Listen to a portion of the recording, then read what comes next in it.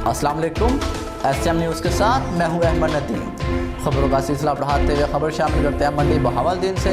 पुरानी दुश्मनी का शख्स आना, नामालूम कार सवारों की वीगो डाले पर फायरिंग, बाप बेटे समेत 3 अफराद जाम बाग, 2 भाइयों समेत 3 अफराद शदीद जख्मी, 2 की हालत तशवीशनाक बताई जा रही है कि जिनको DHQ मंडी बहावलदीन मुंतकिल कर दिया गया।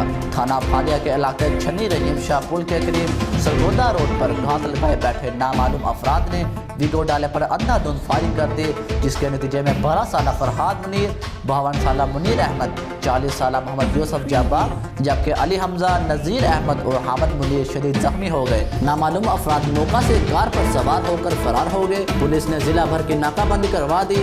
मकतूलीन और जख्मी फालिया अपने बाइक का रुकन जा रहे थे।